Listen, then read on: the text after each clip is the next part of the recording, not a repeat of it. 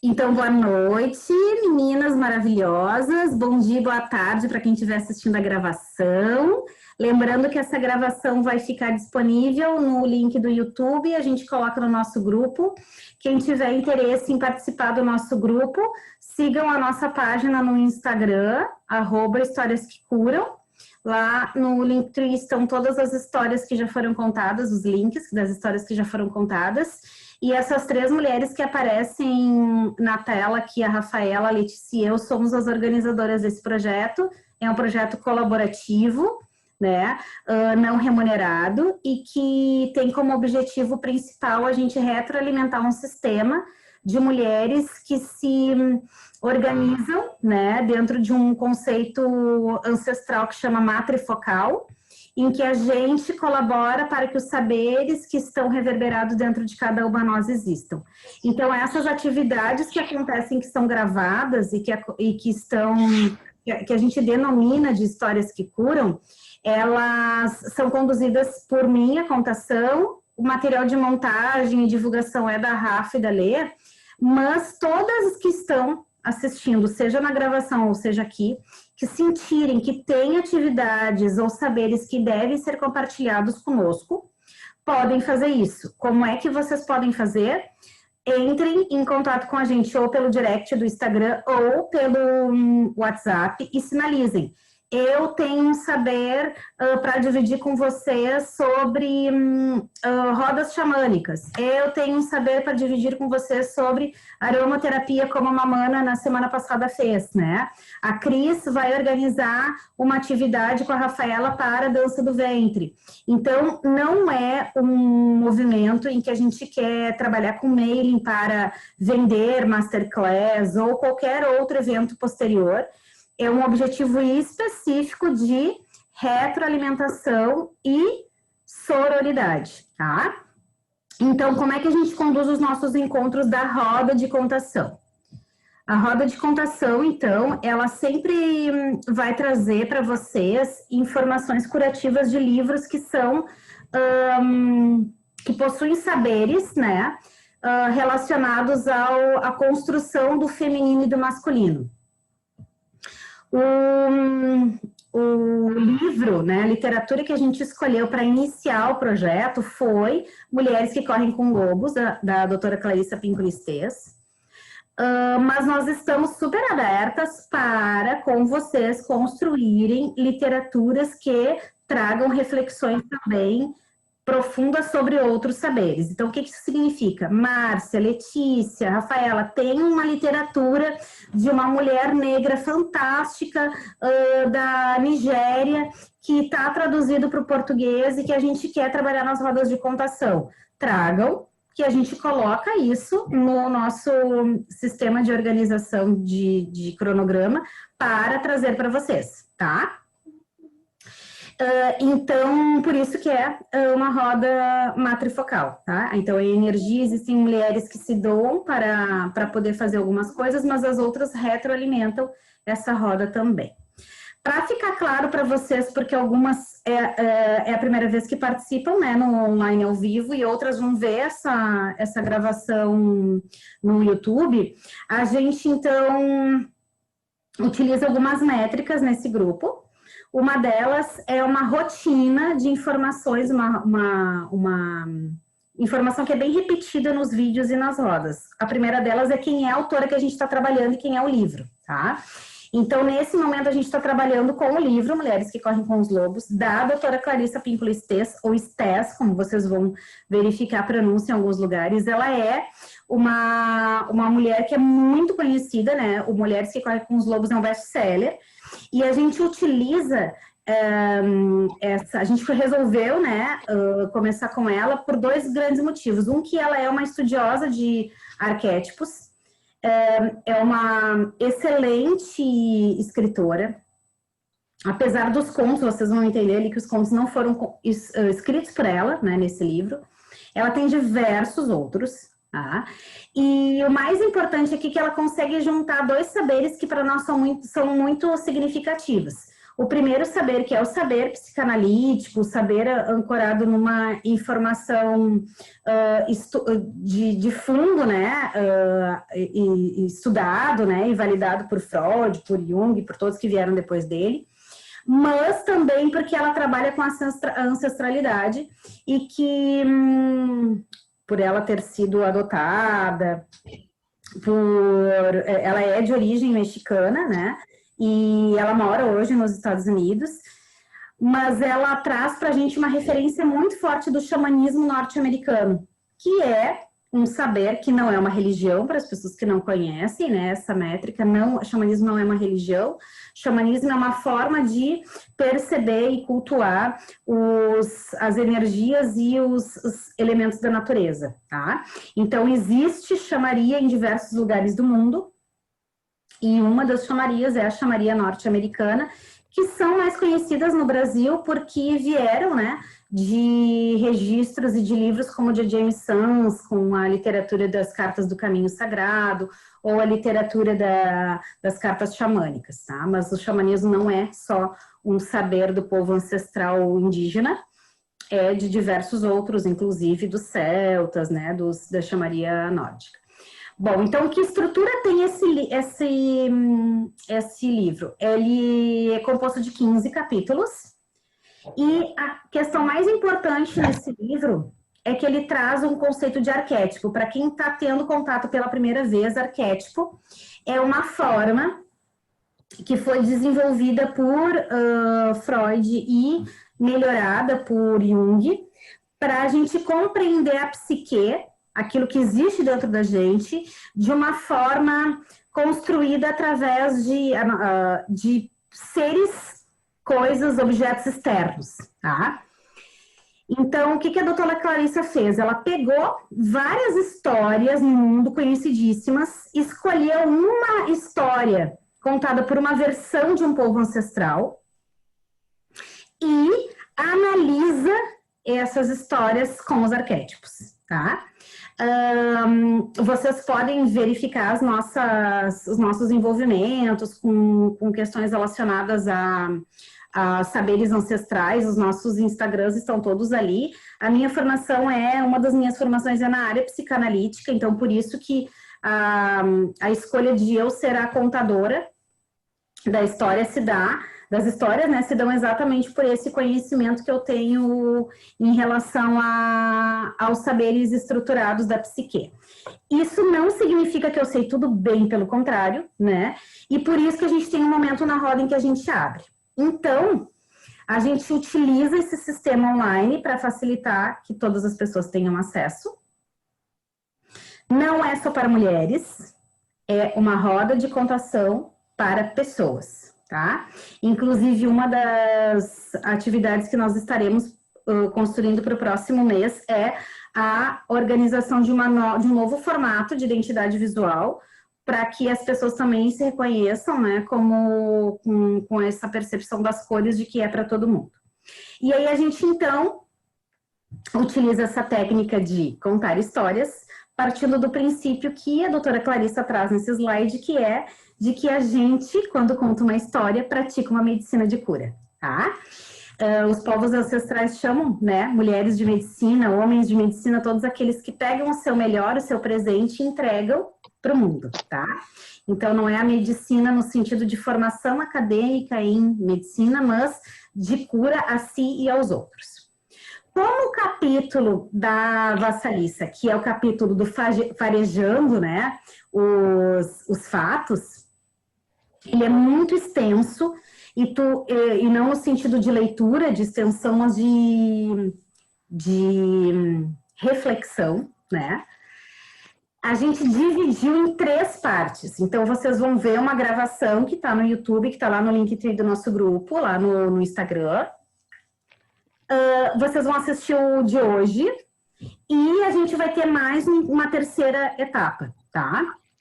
Porque a gente escolheu dentro nós vamos passar todos os capítulos do livro do Mulheres que Correm com os Lobos. Mas nós escolhemos a Vassalissa, e vocês vão perceber no nosso cronograma que a Sapatinhos Vermelhos também foi um conto que a gente escolheu para estender mais, por compreender que quando nós entendemos as tarefas da vassaliça, ou vassaliça, tá?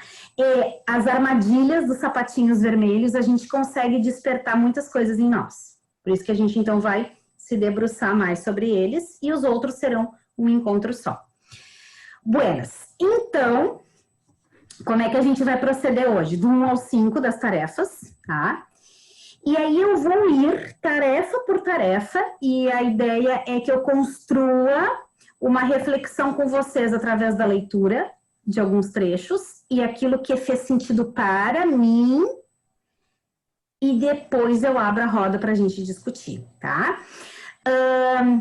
Para as mulheres e homens que estiverem no grupo agora, que eu não estou conseguindo ver todos, tá? Que quiserem manter a sua privacidade preservada, façam os comentários no chat, porque o chat não vai para o YouTube e a gente não compartilha os nomes das pessoas que a gente está respondendo no chat. Aquelas que não se importarem, né? Fiquem super à vontade para abrir o microfone e para abrir o vídeo quando forem a seu lugar de fala. Lembrando que nós temos aí a meta de ocupar 1 hora, né? Estendendo no máximo dos máximos. Os nossos próximos encontros vão ser num horário mais cedo, para facilitar para todos, mas vamos nos retroalimentar de forma que dê espaço para que todas possam falar. E lembrando também que não falar faz parte, né? Então o silêncio também faz parte da conversa. Na primeira tarefa, vamos lembrar um pouquinho da história da vassaliça?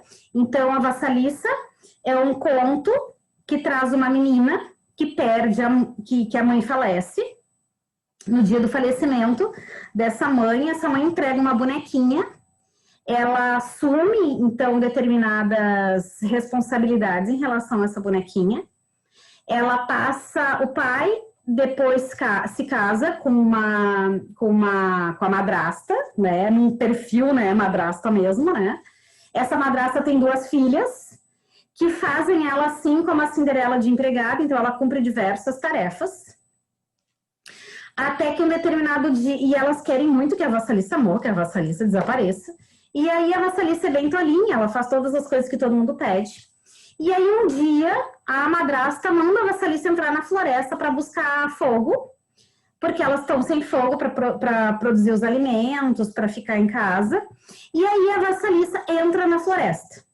Ela entra na floresta, guiada pela vassaliça, então a gente daí nesse momento da história não sabe se a vassaliça é a bonequinha ou se é a menina, e começa a chegar muito próximo de um lugar que seria uma casa da bruxa ou da mulher sábia, né, que chama Baba Yaga. A Baba Yaga é a dona do fogo da floresta, e portanto, para que ela dê para a vassaliça o fogo, quem é a dona do fogo é a Baba Yaga, e a Baba Yaga é que sabe o que deve fazer com o fogo, e, portanto, o vassalista tem que cumprir tarefas para receber o direito de pegar uma chama desse fogo, tá? Então, a gente vai agora para a primeira tarefa, que é na página 98, onde ela tem que cumprir uma tarefa que é permitir a morte da mãe boa demais. Tá? Essa parte da tarefa, horas a gente compreende que ela está vivendo essa tarefa, ainda quando a mãe está entregando a boneca, horas a gente percebe que ela está vivendo essa tarefa quando a Baba Yaga dá as atividades para ela, tá? Por que a gente percebe isso em momentos? Fazendo um paralelo com a nossa vida, porque a gente não vive situações no presente, passado, futuro numa linha reta como a gente é instruído a ser. A gente retorna a aprendizados ao longo da vida vivendo de formas diferentes. Tá? Então, e essa sensação de, mas eu já vivi isso antes, né? A gente não vai viver a mesma coisa. A gente vai viver, talvez, com olhares ou aprendizados que ainda não foram contemplados, tá?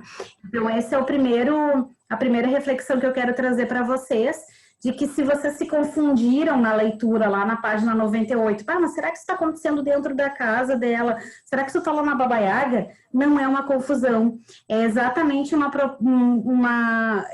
de propósito para que vocês entendam que as coisas não são lineares, mas circulares, cíclicas e espiraladas, tá? Então, tem um trecho que eu gostaria de ler que diz assim, está na página 98, quem quiser acompanhar. As tarefas psíquicas desse estágio da mulher são as seguintes. Aceitar o fato de que a mãe psíquica protetora, sempre vigilante, não é adequada para ser uma guia para a futura vida instintiva. Por isso, a mãe boa demais morre. Assumir a realidade de estar só, de desenvolver a própria consciência quanto ao perigo, às intrigas, à política. Torna-se alerta sozinha para seu próprio proveito. Deixar morrer o que deve morrer. À medida que a mãe boa demais morre, a mulher nasce. Então, a doutora Clarissa traz uma reflexão de que quando a mãe morre e entrega a vassaliça, a bonequinha vassaliça, ela está entregando um simbólico da intuição para a menina. E esse simbólico da intuição para a menina só consegue se dar o direito de entrar na floresta porque ela está sozinha. Então, a gente não consegue entrar no lugar de mulher se a gente não quiser sair do lugar de menina. É muito confortável a gente ficar na teta da mãe. E por isso que muitos, e eu estou falando no sentido feminino, mas isso vale para o masculino, porque o feminino e o masculino moram em todos nós, né? Estão cheios de pessoas, homens e mulheres, que não conseguem decidir sobre a própria vida e persistem aos 40, 50 anos a serem aconselhados sistematicamente. E eu não estou dizendo que não precisa acontecer a honra aos pais, né? Mas não consegue tomar nenhuma decisão na sua vida sem perguntar para o pai e para a mãe. Eu conheço pessoas que são casadas, que têm filhos e que não conseguem decidir sobre coisas muito simples sem ter que perguntar para o pai e para a mãe, que nem moram naquela residência, que nem estão convivendo com aquele ciclo, né, de aprendizado, mas porque não desmamaram ainda dessa mãe. E quando a gente está falando da mulher selvagem, entendendo essa mulher selvagem como aquele ser que mora dentro do masculino e do feminino, ela não consegue ser o que ela é se ela não se permitir ser mulher para depois ser selvagem. Tá? É comum também, eu trouxe uma reflexão importante aqui sobre a gente fingir que está se arriscando. Mas em segredo a gente continua com a mãe. Tá? Essa reflexão a doutora Clarissa traz na página 101 e ela diz assim, ó.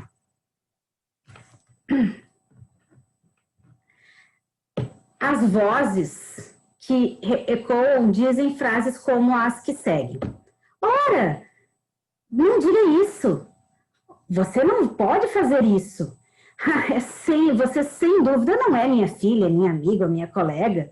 Senão não agiria assim. Tudo é perigoso lá fora.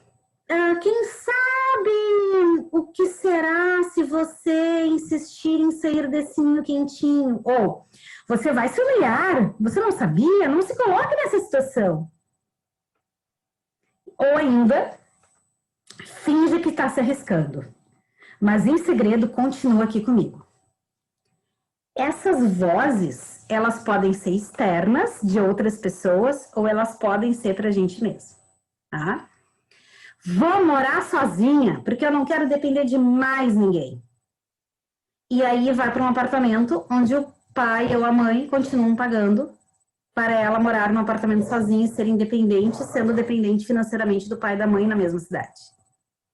Isso é fingir que está se arriscando, mas em segredo continuar na teta do pai e da mãe.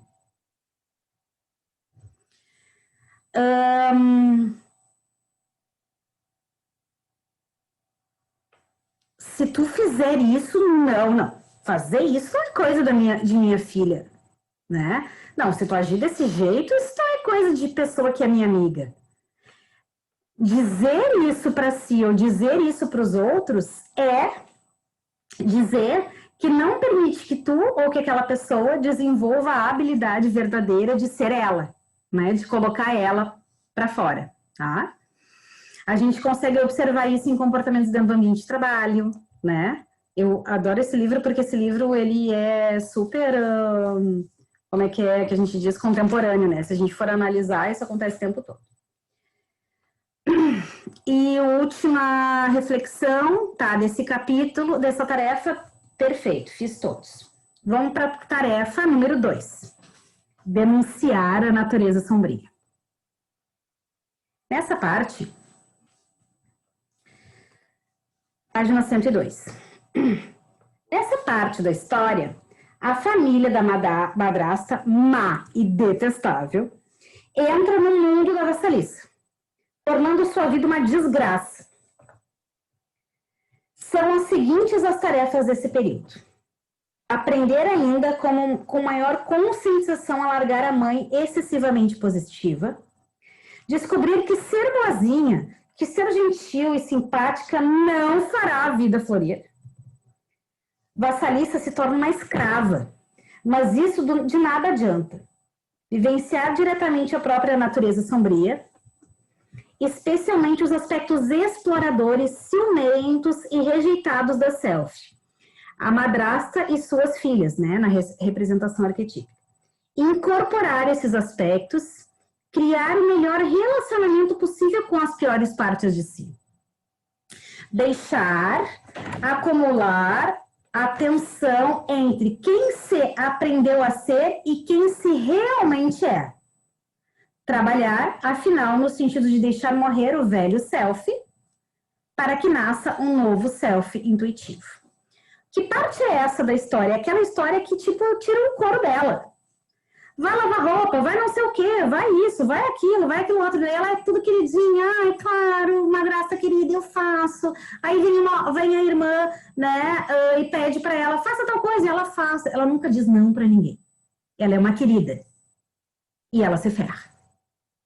Então, o que a gente está... Qual é a reflexão aqui? Que não é sendo queridinha e falando sim para todo mundo que a gente vai conseguir trabalhar com a nossa sombra. É o sim para si e não o sim para todo mundo. Quanto mais sim a gente diz para si, mais não a gente diz para os outros. Então, não, eu não quero. Ai, eu vou trabalhar bastante para ser promovida, para ser a melhor funcionária, ai, para ser a mais especial de todas as funcionárias, para ganhar todas as estrelas competitivas do mundo. E daí eu fico doente com gastrite, com candidíase, com problema nos rins, com dor de cabeça, porque eu digo sim para todo mundo, porque eu sou a pessoa mais competente do universo. O que mora nessa necessidade de ser a mais competente do universo? Um vazio profundo de querer se preencher de cargos e títulos, porque eu já nem me lembro mais se é que um dia eu lembrei ou aprendi a ser eu verdadeiramente. Então, quando a gente se permite, né, ser absorvida por um excesso de movimentos e relacionamentos na nossa vida que nos obrigam a dizer sim o tempo todo para o outro e nunca sim para a gente literalmente está numa situação de natureza sombria em que nós estamos sendo abusadas e não estamos conseguindo sair disso. Para que a gente consiga ver luz e olhar para essa sombra adequadamente, porque ninguém olha para a sombra no escuro, a gente só olha para a sombra quando a gente consegue um resgo de luz, né? A gente precisa começar um movimento de dizer não.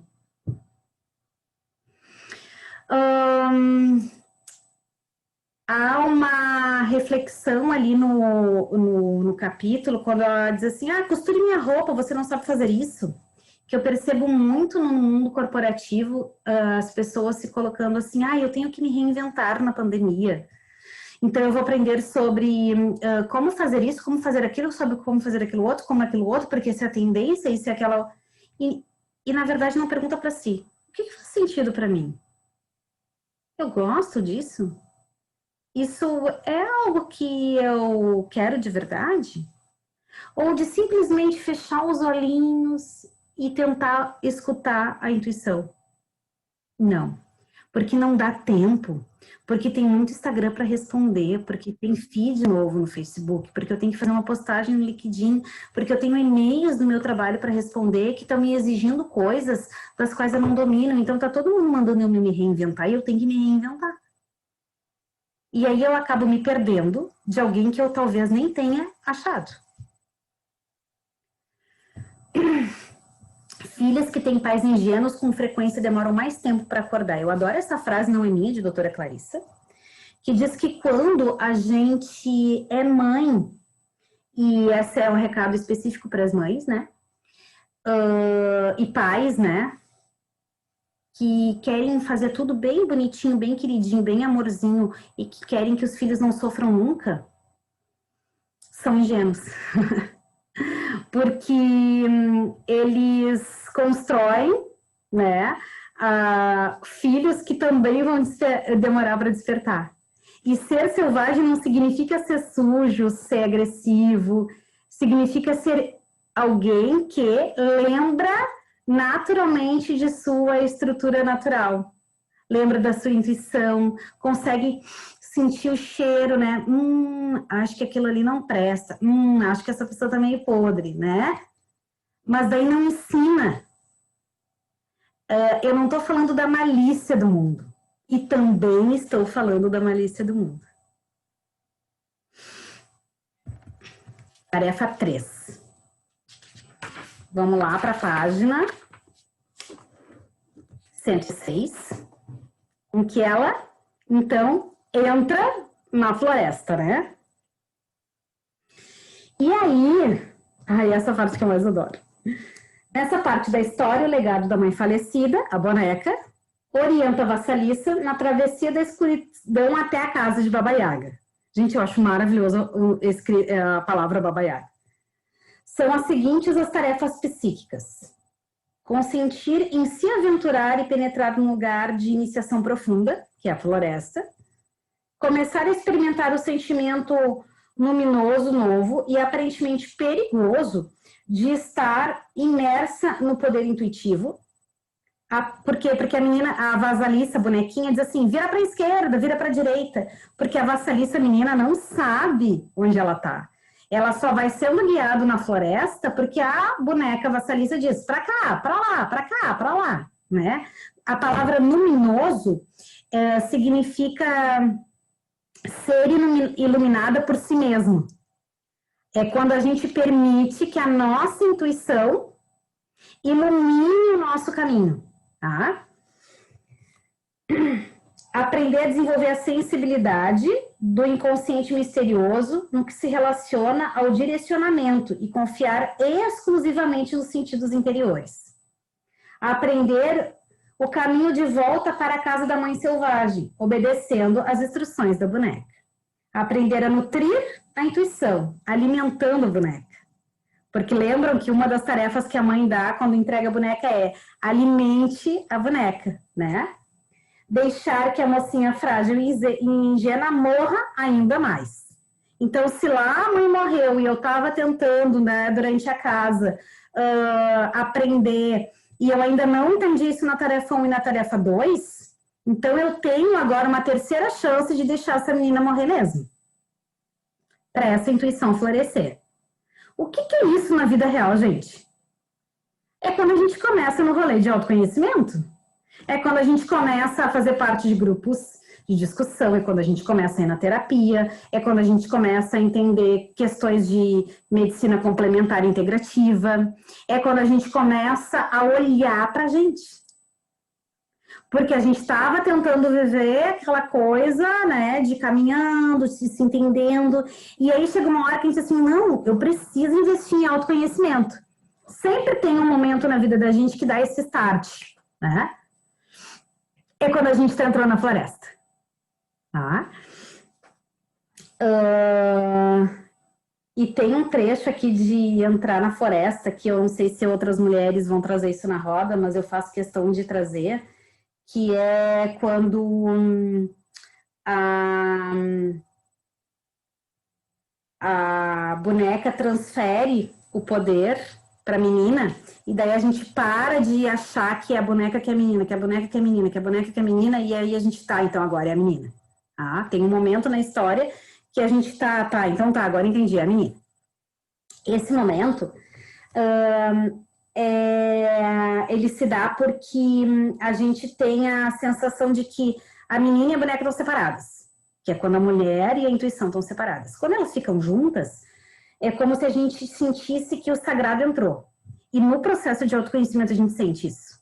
Quem já passou por essa sensação sabe, agora eu tô mais intuitiva, agora eu tô dando bola para aquelas coisas que pareciam meio louca na minha cabeça, para aquelas vozezinhas que às vezes as pessoas diziam que eu era esquizofrênica, não, isso aqui é minha intuição dizendo pra ir pra lá. E daí tu vai dar certo. E daí depois tu, tá, não quero ouvir aquela voz. Aí tu vai pro sentido contrário e dá errado. E tu, ai, por que eu não vi minha intuição?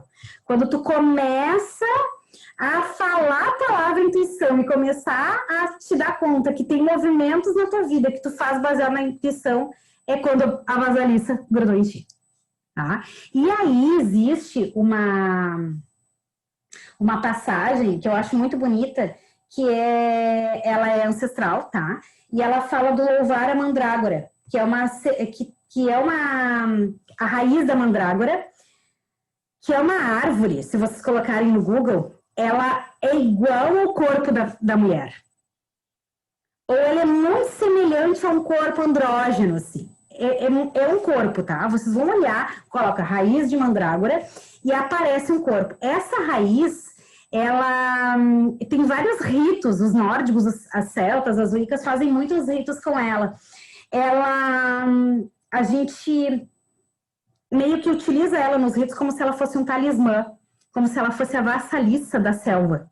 Tá? É como se a gente entendesse materialmente na raiz da árvore, da mandrágora, que é aquela intuição. Então tem um rito que a gente faz para botar a intuição para dentro da gente. Tá? Evidentemente que, né, online não tem como a gente fazer esse rito juntas, mas eu tenho certeza que pós-pandemia nós vamos fazer um rito de mandrágora com um monte de mulherada e omarada e jantarada, tudo, para a gente botar várias mandrágoras para dentro de nós. Outra reflexão que eu quero fazer importante, deixa eu ver. Quero fazer uma reflexão importante antes que eu me esqueça. Quem leu a definição de quem era a Baba Yaga, a hora que Baba Yaga aparece para Vassalissa, vai lembrar que ela traz uma referência super, assim, nariz de cobra, pé de galinha, olho de papagaio, né? Tipo, cria a Baba Yaga como se fosse um ser, assim, tipo, horroroso, né? Quem concordar, diz aí para mim no chat que concorda ou que discorda. Ela faz uma descrição horrorosa da Vassalissa, da Baba Yaga. Deixa eu ver quem que tá aqui no chat. Concordo. O que é isso? Por que há essa definição? Porque quando tu te torna uma pessoa intuitiva, tu te torna temida. Virou bruxa agora. Tá, virou bruxa agora. Agora não quer mais saber mais nada de maturidade analítica, de dados, nada. Não tô falando isso. Tô falando, eu sou uma pessoa que trabalha com gestão de dados, então tem que ter dados sim, porque senão tu enviesa, tu toma decisão errada. Mas o problema é que a gente esqueceu que a gente tem intuição. A gente esqueceu. Por quê? Porque ser intuída é coisa de bruxa velha, feia, horrorosa, com nariz de galinha e pé de cavalo, dente de leão e que não toma banho. Né? Então, a gente não enxerga nessa história a Baba Yaga como uma gatona linda, maravilhosa, estereótipo de Kardashian, né? Por que que a gente não enxerga ela assim? Porque a gente aprendeu que ser selvagem é feio, é sujo. Quando a gente fala mulher selvagem, o que que vem na cabeça de vocês? Vem alguém que não toma banho, que tem os cabelos todo esgronhado, que briga com todo mundo e né? É o inconsciente coletivo. Por isso que a doutora Clarice trabalha com os arquétipos. Enquanto que, na verdade, o que que a Baba Yaga é? Ela é também a sabedoria da galinha. E aí a gente já está entrando na tarefa 4. Ela também é a sabedoria de uma casa que é parte dela. A gente não é Gaia. A gente não sente Pachamama, Madre Natureza, planeta Terra, né? A gente não sente. Gente, a gente sente, tanto sente, que tem um negócio chamado coronavírus aí, que tá fazendo a gente se asfixiar sem ar, porque os oceanos estão contaminados. Quem tá falando isso não sou eu, é Teoria Gaia, de 1980, feito por um cientista chamado James Lovelock, que comprovou cientificamente que existe relação entre o oceano e os pulmões. Então, é claro que a gente é Baba Yaga, mas a gente quer ser descolada da natureza. Para que a gente possa encarar essa natureza selvagem, dessa megera que também fala mal das amigas, que também não tem sororidade nenhuma, que também tem sombra, a gente precisa se familiarizar com a Baba Yaga. E aí, o que que são? Como é que a gente se familiariza com alguém? Como é que a gente consegue ter empatia cognitiva com alguém, né, no ambiente corporativo? A gente vai lá e tenta conversar com a pessoa, a gente tenta entender os hábitos que ela gosta, né? As músicas, né? Netflix, os streaming, tudo são super bons nesse algoritmo aí de entender o que que a gente gosta, né?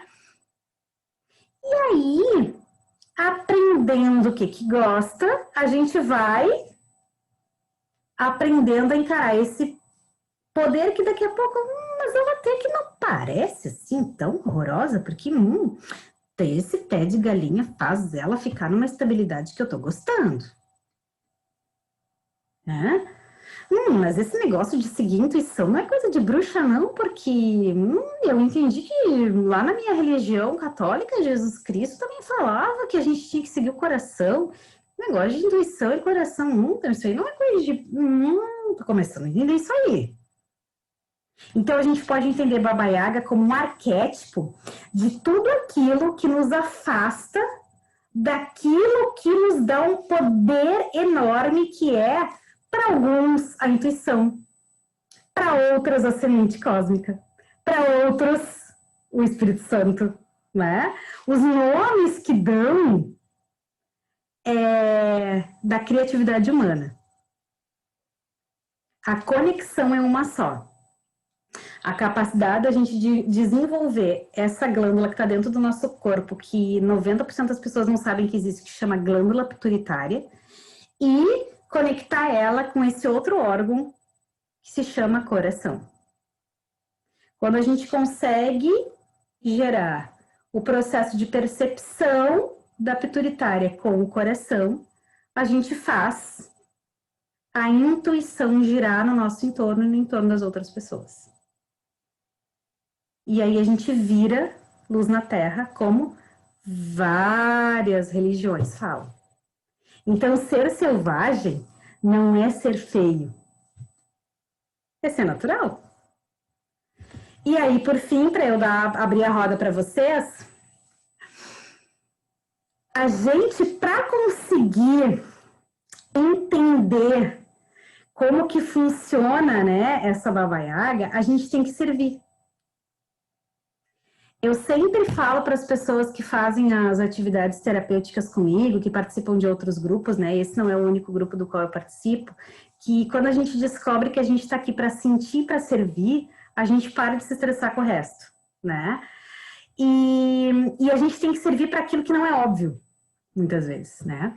Então eu percebo muito um movimento das mulheres se revoltando E esse é o movimento das mulheres que eu observo mesmo, tá? De achar que cuidar da casa é um regramento imposto pela estrutura patriarcal, e mulheres que decidem não trabalhar e ficar em casa cuidando da casa são estereotipadas como belas, recatadas e do lar e que servem ao patriarcado. E eu não estou dizendo que eu não tenho que dividir as tarefas, tá? Mas que todos esses comportamentos não racionais, executivos, de servir, tá? Que aqui na tarefa 5 aparece como lavar roupa, como varrer o casebre, como cozinhar, foram vendidos para a nossa sociedade como coisas simples, ridículas e desnecessárias. Sendo que, na verdade, cuidar da casa não é só cuidar da casa, é cuidar da que casa que a gente ocupa, o nosso corpo. Não é sobre ser magra ou gorda, não é sobre ser bonita ou feia, é como que eu cuido? O que eu me alimento? Eu estou me alimentando de comida saudável ou estou me alimentando de falta? Eu estou alimentando a minha mente de informação legal ou de tristeza? Como que eu estou cuidando da minha casa? Quando eu lavo a roupa, eu estou lavando também, e eu estou falando desses ritos que são ancestrais e que, se vocês forem fazer pouquíssimas pesquisas em literatura e na internet, vocês vão perceber que o ato de lavar a roupa, para muitos povos ancestrais, era quase que um rito sagrado. Porque quando tu lava a roupa, tu tira coisas, energeticamente falando, né? Que só se faz com o ato de lavar, né? Vamos fazer uma limpeza, algumas religiões falam, né? Vamos fazer uma limpeza. O que é limpeza? Resignar a palavra dona de casa foi tão importante, exatamente, perfeita colocação, perfeita. Porque se coloca o dona de casa como se fosse algo muito, assim, ou subjugado, ou que está numa situação de ausência total do sagrado feminino, né? Quando inverte, né? Eu sinto assim muito, eventualmente a gente conversa de algumas coisas assim com os amigos e eu percebo muito engraçado assim como as pessoas se surpreendem com algumas coisas, né? E gente, cozinha, eu não tenho dom da cozinha, tá? Eu não tenho dom da cozinha. E eu estou numa posição que não é de abundância. Eu sou uma pessoa muito abundante, tá? Mas eu não tenho uma pessoa que me auxilia em casa, né? Uma colaboradora, enfim. Então, eu compartilho com outras mulheres essa responsabilidade. Essas mulheres são minhas sogras, minhas filhas, a minha mãe. E todas sabem que eu tenho uma grande dificuldade de cozinhar. Apesar, às vezes eu até quero, mas sai umas gorobas, então, né? Não vou fazer. Então, todo mundo sabe que eu adoro lavar louça. Então, gente, eu adoro mesmo. Podem me convidar para lavar louça de vocês, porque para lavar louça, para mim, é uma terapia. Vocês não têm noção de como eu gosto de lavar louça. Mas eu lavo pilhas de louça. Então tu faz a comida e eu lavo a louça. Fazer comida, cozinhar, é um ato de profunda entrega amorosa. E não é só sobre fazer manuseio, de escolher a comida. É sobre acender esse fogo, é viver esse fogo, é sentir a entrega que tu tá dando para nutrir um outro. Então não tem coisa mais mágica do que fazer comida, do que cozinhar.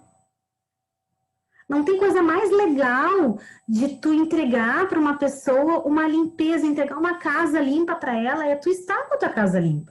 Então parem de achar que função doméstica é servidão, é escravidão.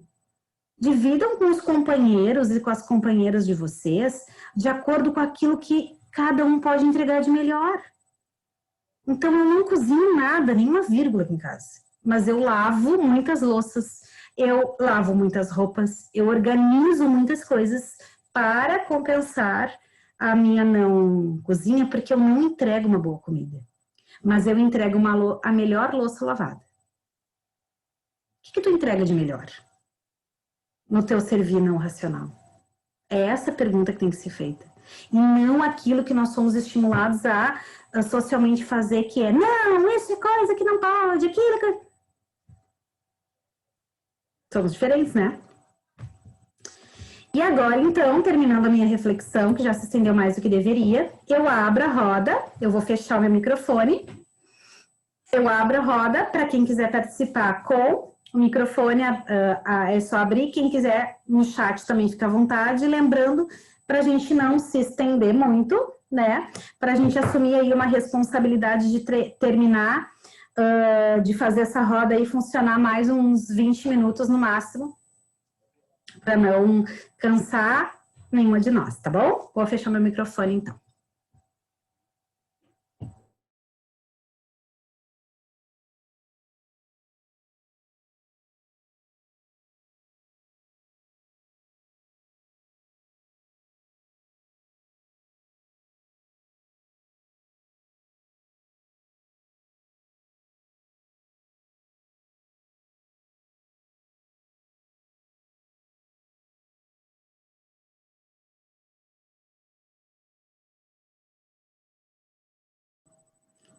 Tô preocupada? Eu acho que eu vou abrir a roda, então. Abre aí, Rafa.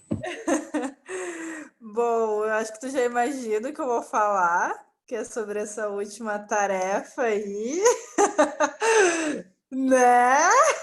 Que já me mandaram mensagem, inclusive, tá? Vou dizer nem quem foi, mas já me mandaram mensagem, tipo, ó, viu?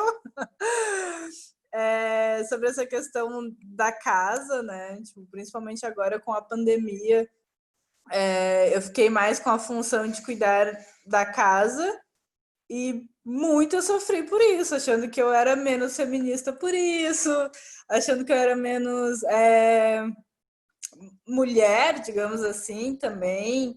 E sofria, fazia as coisas sofrendo, né? Agora eu me deixo sentir tudo aquilo que eu estou vivenciando, vi o quanto que eu amo cozinhar e o quanto que eu amo ir na feira, escolher os melhores legumes, chegar em casa, limpar eles, sabe? Tem, tipo, todo um ritual que é bonito, assim, de ver, que é cuidando daquilo que a natureza preparou com tanto amor, com tanto tempo, que a gente vê ali pronto, né? Mas que tudo aquilo demorou 1 mês, 2 meses, enfim. Então é muito bonito vivenciar isso também, além de vivenciar questões que te trazem um retorno financeiro diretamente, né? Então é uma terapia. Hoje eu vejo como uma terapia também. É isso. A Rafa me lembrou um trecho aqui do livro, na página 114, que diz assim, ó, na mitologia, tecido é fruto do trabalho das mães da vida, morte e vida. No Oriente, por exemplo, há as 3 parcás, o loto, o laquemes e o atronos. No Ocidente, há a mulher-aranha, que transmitiu ao povo navajo o dom da tecelagem. Essas mães da vida, morte e vida ensinam às mulheres a sensibilidade ao que deve morrer e ao que deve viver, ao que deve ser retirado e ao que deve ser aproveitado. Na história, Baba Yaga encarrega a vasalista de lavar sua roupa, para que esse tecido, esses padrões da deusa, da vida, morte e vida, venha à luz. A consciência, ao lavá-lo, ela o renova. Perfeito. É exatamente isso. Eu acho que muitas vezes a gente acaba confundindo teorias filosóficas pesadas, né, com a questão que a gente vive no dia a dia, que não necessariamente é um relacionamento abusivo, porque você está fazendo isso agora, entregando o teu melhor, que é cozinhar ou quer limpar bem uma casa, sabe?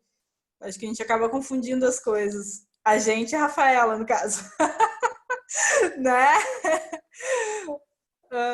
Eu entendo essa confusão, porque as mulheres eram a única coisa que elas podiam fazer antigamente era isso, cuidar da casa. Então, hoje a gente tende a olhar isso com olhos.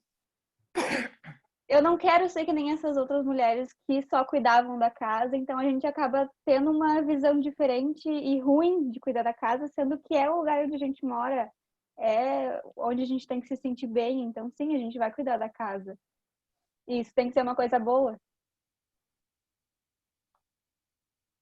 Mas eu acho que é uma coisa boa quando tu tem a opção, entende? Porque quando é imposto pelos outros, sobrecarrega e é um fardo. Eu fiz o inverso, eu fiz que nem, acho que a mãe de uma de vocês falou ali, né?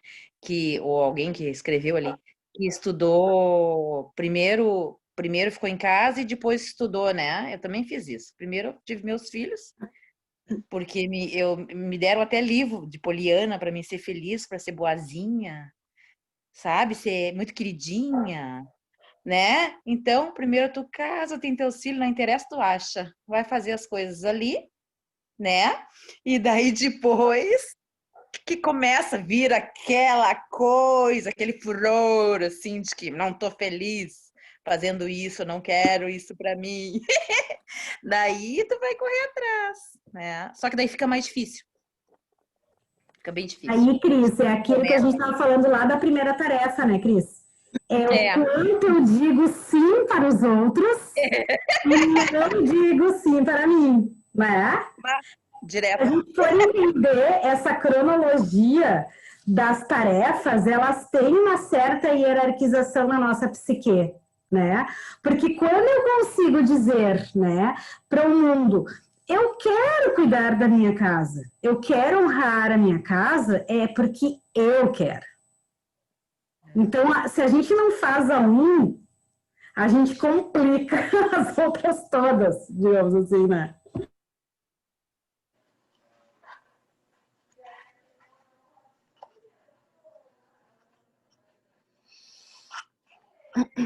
Eu acho que tem. A Olguita, tu quer falar? Sim, eu posso falar. Hoje não estou muito inspirada para falar, na verdade. Estou meio querendo pegar uma virose, estou assim meio pensativa estes dias, um pouquinho, né? Mas falando disso das afazeres de casa, das opções, do que é, do que não é obrigação e a gente às vezes coloca ele como uma obrigação, é bem interessante, né? Eu já tenho 51 anos, já tenho 2 filhos que já são adolescentes, e é uma coisa interessante, né? Minha mãe é aquela senhora dona de casa, muito dona de casa, se casou muito jovem e ela adora isso. Eu, num tempo, nunca briguei por isso, porque adoro a comida dela, adoro como ela é e tal. E ela sempre me incentivou. Ela era quem não queria que eu fosse igual do que ela. Ela sempre queria que eu fosse mais. Ela foi mãe muito jovem, né? Com 16 anos, teve uma responsabilidade bem grande. Com 24 anos já tinha 3 filhos. Meu pai deu um pouco de trabalho, então ela foi sempre muito para frente. E teve muita responsabilidade desde muito jovem, né? Aí então, ela não queria que eu fizesse, não se preocupava com que eu fizesse as coisas de casa, ou seja, ensinei o básico, as coisas, mas ela não se preocupava com isso, porque ela queria que eu não ficasse como dona de casa. É uma coisa interessante, né? Aí então eu estudei medicina, também por isso não tive tempo de aprender muita coisa. Eu não era muito boa na cozinha e essas coisas. E aí, bom, depois de um tempo, tive que aprender a ser dona de casa. Mas foi por opção, porque eu sou colombiana, eu estudei medicina, me casei lá na Colômbia e meu marido foi transferido para cá. Aí eu vim e eu tive que deixar de trabalhar lá. Mas não foi nada complicado para mim, foi uma opção. Aí fiquei grávida, eu queria ficar, mas demorei, aí fiquei grávida e tal.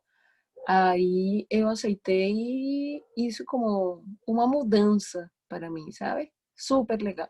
Atualmente eu já me formei como médica há 25 anos e da escola com 30 anos. Quando eu vou visitar os meus amigos, as minhas amigas, que são diferentes, têm diferentes profissões, outras não tiveram filhos e tal, as que são mais, elas ficam, se eu tivesse podido fazer o que você faz, se eu tivesse podido ficar mais com meus filhos, ai, que legal, Olguita, não sei o que, ficam felizes por essas coisas, né? Então, é uma coisa bem interessante. E agora, mas eu tinha secretária, porque eu na cozinha também não era muito boa. Eu sou muito boa para comer, eu sempre falo. Aí, então, agora na pandemia, tive que entrar na cozinha. Eu não era que não cozinhasse, que eu não gostava. E descobri que tenho talento, estou preparando. Bom, claro que tinha que pedir muitos segredos da minha mãe, que era a cozinha uma delícia. Aí já estou melhorando. No início era um sacrifício, muito raiva. Tenho que ir na cozinha, vou ficar com cheiro de cebola, não sei o quê, todas as coisas. E agora eu estou gostando. Essa parte foi muito legal. Então, só isso. Eu fiz essa mudança de profissão por opção. Adoro, adoro ser mãe, adoro estar na minha casa. Não troco por nada. Agora eu trabalho também com terapias femininas, mas eu comecei a trabalhar depois que meus filhos cresceram um pouco, né? Meu filho já tem 19 e minha filha tem 15.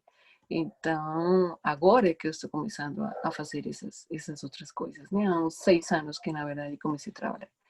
Então, eu fiz isso e adoro essas tarefas que bom, agora eu vou gostar mais, com a explicação, com o significado do que é fazer essas coisas. Então, com mais amor eu vou fazer agora.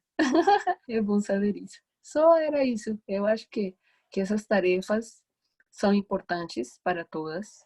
E o despertar da intuição, que a gente, às vezes, quando entra na adolescência, é que precisamente a gente começa a ficar longe disso, né?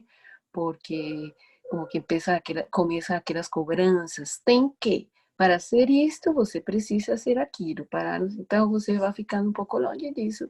E eu acho que essa intuição é a que não se pode perder e tem que estar conosco sempre, porque nossa luz é nossa guia e muitas vezes é a que nos tira alguma situação difícil que a gente não sabe o que fazer, né? Então, só isso.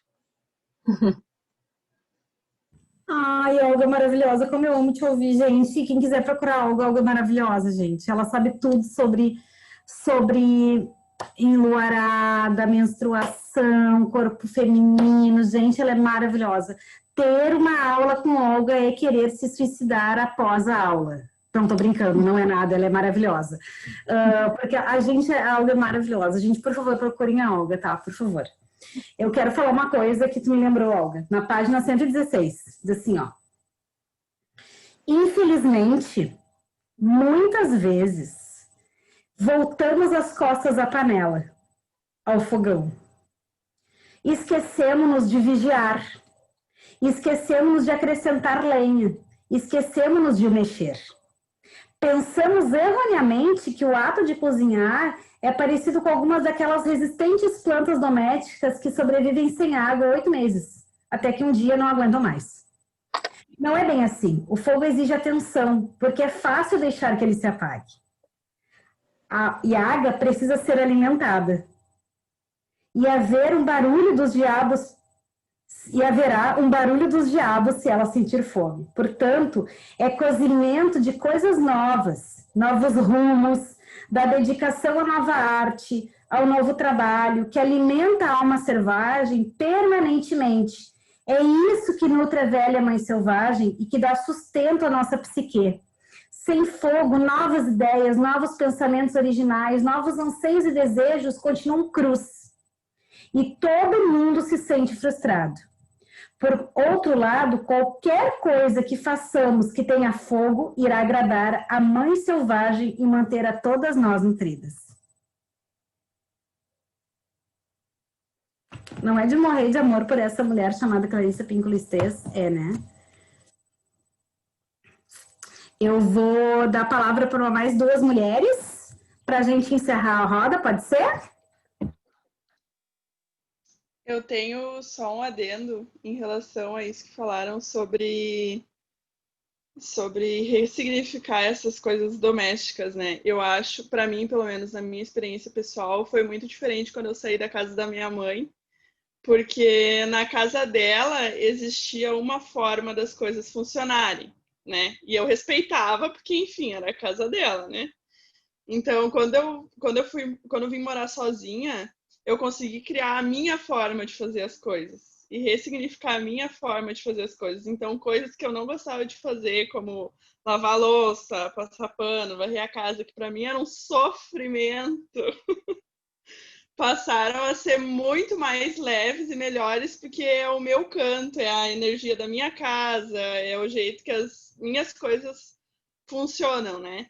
Então, acho que isso também, assim, é um ponto, para mim, pelo menos, foi um ponto decisivo, assim, de diferença, né? O que era dela e o que hoje é meu, é totalmente diferente. E com certeza, o dia que tiver filhos e ele sair da minha casa, vai ser exatamente a mesma coisa, né? Então, ressignificar.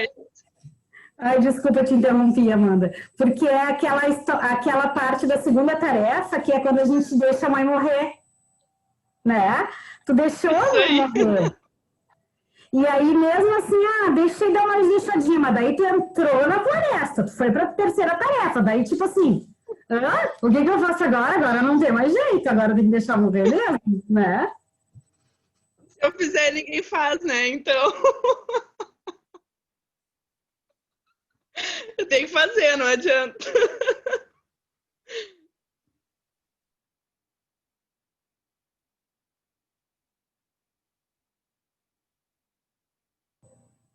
Maria, tu quer falar, amor? Tô vendo que tu tá te remexendo aí. Fala, mulher! Então, eu falei, né, lá no chat que tudo que eu não queria quando era adolescente era ser igual à minha mãe. Minha mãe era aquela dona de casa que fazia tudo com carinho, tudo muito perfeito, e eu não queria isso. Aí casei e realmente não quis ser dona de casa. Fui. Eu fui, porque eu casei muito nova, não tinha terminado os estudos e não ia trabalhar em qualquer coisa, preferi ficar em casa, né? Cuidando dos filhos, da casa, tinha secretária, mas eu que cuidava mesmo. Depois de 25 anos, eu resolvi trabalhar. Aí, como não fiz faculdade, fui ser empresária. E tive vários comércios, até hoje é o meu ramo. Só que, assim, eu criei a minha filha para não ser dona de casa. Ela casou e ela quis ser dona de casa. E, nossa, isso me trouxe tanto orgulho por ela, sabe? Por mais que eu tenha dado conselho, não, filha, você tem que estudar, não tem que ser dona de casa, isso não é futuro. Ela, não, mãe, eu quero tomar conta da minha casa, dos meus filhos, e fez tudo igual a minha mãe. Fez tudo igual a minha mãe. Ela era uma dona de casa igual a minha mãe, ela é ainda. Só que agora ela está com 33 anos e eu dei um presente para ela o ano passado, que ela, quando casou, ela parou de fazer faculdade de moda. E aí eu dei um presente para ela o ano passado, no Natal, um livro. E esse livro reacendeu essa chama dela, né? Aí ela, nossa, ela me fez uma homenagem, né, com o livro, falando que o sonho parecia que estava morto, mas não, só bastou uma centelha para acender. E voltou a estudar e tá, nossa, assim, me enchendo de orgulho mais ainda. E eu hoje estou gostando de ficar em casa tomando conta da minha casa, né? Casei novamente, estou aqui feliz tomando conta de casa, mas não paro de trabalhar. Só que, assim, é gostoso quando a gente faz por amor, porque é uma opção, é muito bom. Aí é que tá o X da questão, né? É o sim pra gente, né? Se a gente entender que não é sobre o que fazer, mas se isso reverbera a partir de um desejo profundo e de uma entrega do nosso melhor. É essa que é a verdadeira questão que a gente tem que compreender, né? Porque se por um lado a gente tem um dogma social estruturado pelo patriarcado, de dominação do feminino, a gente também tem uma imposição, muitas vezes do próprio movimento feminista, de talvez construir regramentos que estejam contra a necessidade e a verdadeira potência daquela mulher, né? Então, permitir, eu estou falando nesse conceito do feminino, né? Se dirigindo efetivamente às mulheres, porque é o recorte, né, de maior impacto que a gente tem, mas é bem comum a gente perceber também movimentos da própria sociedade falando de o quanto homens não devem fazer determinadas coisas, sendo que são características de entrega do melhor dele, né? Isso até me fez lembrar uma situação da nossa vida que a gente passou há quase 18 anos atrás, quando a minha filha mais velha teve um problema sério de saúde, e naquele momento da nossa carreira eu recebia um salário maior do que meu marido, e aí nós decidimos que ele pararia de trabalhar para ficar em casa. E eu lembro, assim, do quanto isso foi mega, assim, discutido pelas outras pessoas, e eu sempre perguntava, gente, vocês vão pagar nossas contas? É sobre nós, não é sobre vocês, né? E ele fez a melhor entrega que ele podia naquele momento, e eu fiz a melhor entrega que eu podia, ocupando os papéis que eram permitidos pra gente dentro dos nossos melhores. Então, é sobre isso, né? Eu quero encerrar, então, esse nosso encontro de hoje, agradecendo, dizendo que eu tô tão feliz de ter tido novas mulheres aqui, né? Eu quero fazer um movimento de, por favor, chamem homens, chamem energias diversas para esse grupo, porque a gente precisa estourar a nossa bolha, tá? Então, se vocês entendem que tem pessoas, é sobre pessoas, gente, não é sobre, né, ter vagina ou ter pênis, é sobre pessoas. Então, amigas do movimento LGBTQI+, que vocês tenham, tragam, pessoas com deficiência, tragam os maridos, as maridas, né, todo mundo que vocês entenderem que essas histórias podem curar, tragam para nossa construção coletiva, tá? Muito obrigado pelo nosso encontro de hoje. Acompanhem o nosso sistema de contagem do tempo no nosso grupo lá do Instagram e do WhatsApp. Quem quiser entrar no WhatsApp é só entrar no Insta lá que tá no Linktree para entrar. A gente só não se compromete, né, para quem já tá no Instagram, no WhatsApp, que a gente não é o grupo que dá bom dia, boa tarde, boa noite, porque a gente é o grupo que dá bom dia, boa tarde, boa noite. Né? A gente é legitimamente aquele grupo chato que enche de figurinhas, né? Quer aprender sobre novas figurinhas, entre no nosso grupo, que a gente é o grupo é o rolê das que manda figurinha uma para as outras, tá? Então, e as manas que quiserem falar sobre qualquer assunto, as gurias organizam pra gente se encontrar, tá? Um beijo grande no coração de todas.